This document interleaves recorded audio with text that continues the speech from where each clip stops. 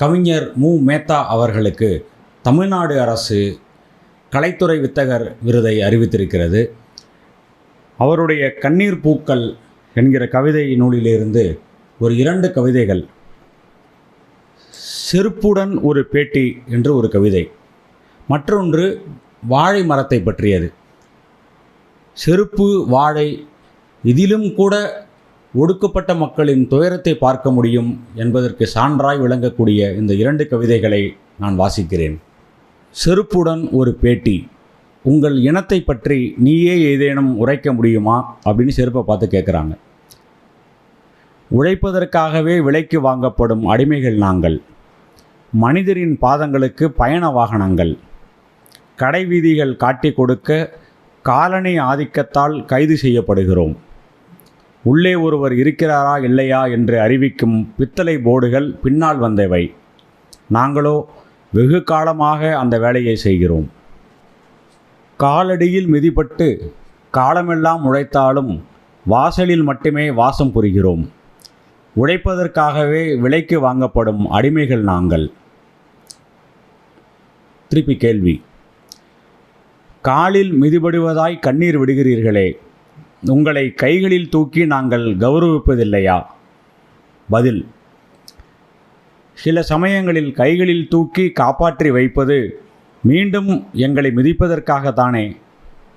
திருப்பி கேள்வி. போகட்டும், ஒப்பற்ற உழைப்புக்கு உங்களைத்தானே உவமானம் சொல்கிறோம். பதில்.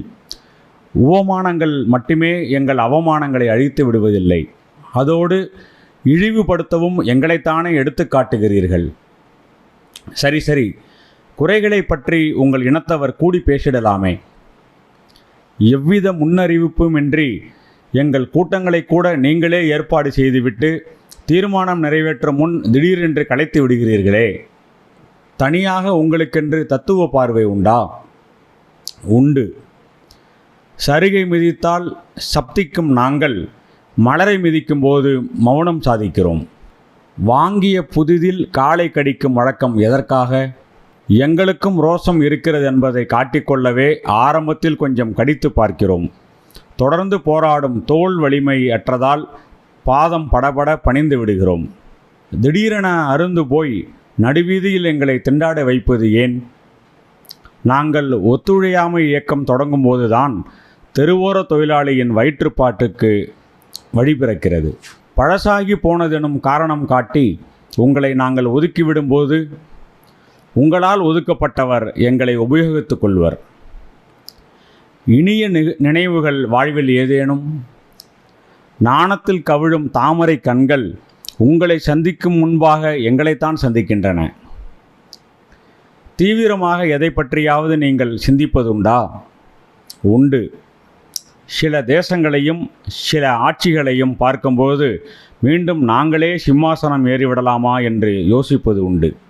அடுத்து வாழை மரத்தின் சபதம் என்கிற தலைப்பில் ஒரு கவிதை. அது முழு கவிதையும் வாசிக்கல. அதில் ஒரு உணர்ச்சிகரமான பகுதி. இந்த மனிதர்கள், ஒரு வாழை இலை சொல்லுது, இந்த மனிதர்கள் உண்பதற்கு முன்னர் உணவு இலை என்பார்கள், உண்டு முடித்த பின்னர் எச்சில் இலை என்று எரிந்து விடுவார்கள் அப்படின்னு வாழை இலை சொல்லுது. அந்த முடிவு பகுதி வாழை மரம் பேசுவது போல எழுதியிருக்கிறார். என்றேனும் ஒரு நாள் இந்த பூமியிலிருந்து பறந்து போய்விடுவேன் என்று எவரேனும் எதிர்பார்த்தால் அவர்கள் ஏமாந்து போவார்கள்.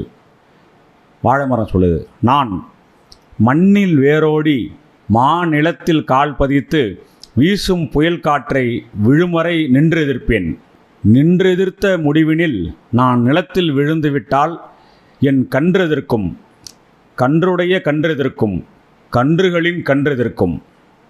நான் வெட்ட வெட்ட துளிர்ப்பேன், தழைப்பேன். இறப்பின் மடியினில் கண்கள் விழிப்பேன், இறப்பின் மடியினில் கண்கள் விழிப்பேன். என் ஒவ்வொரு இறப்பும் ஒவ்வொரு பிறப்பு, ஒவ்வொரு பிறப்பும் தனித்தனி சிறப்பு.